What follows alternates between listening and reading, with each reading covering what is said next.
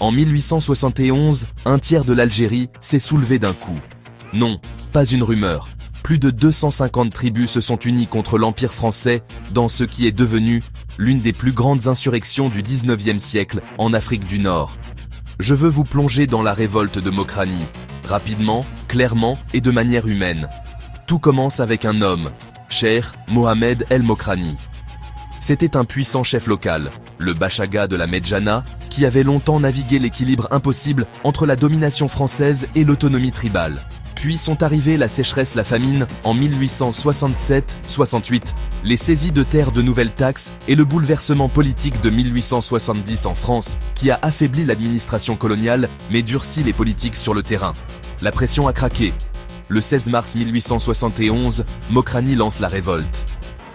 Quelques semaines plus tard, une vague spirituelle a suivi, Cheikh El Haddad de la confrérie Rahmaniya a déclaré son soutien et des milliers d'autres se sont joints. De la Kabylie, à travers les hauts plateaux, des attaques ont frappé des avant-postes des routes et des villes. Pendant un instant, on aurait dit qu'un pays entier respirait le même souffle. Mais la France s'est mobilisée rapidement.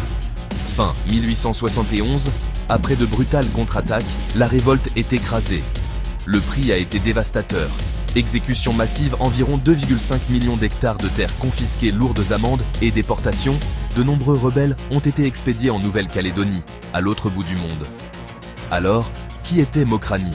Un homme d'État devenu insurgé, quelqu'un qui croyait que la dignité avait une limite, et que cette limite avait été franchie. Pourquoi cette révolte est-elle moins connue aujourd'hui? Plusieurs raisons. La censure coloniale des histoires orales fragmentées et la guerre d'indépendance ultérieure, 1954-62, qui a éclipsé les résistances antérieures.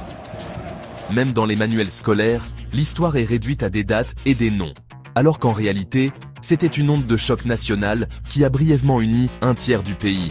Si c'est nouveau pour vous, c'est précisément pourquoi c'est important. L'histoire, ce ne sont pas seulement les guerres dont nous nous souvenons, ce sont les soulèvements que nous avons oubliés, et ce qu'ils disent de l'identité de la terre et du pouvoir. Vous voulez plus de chapitres méconnus comme celui-ci? Abonnez-vous.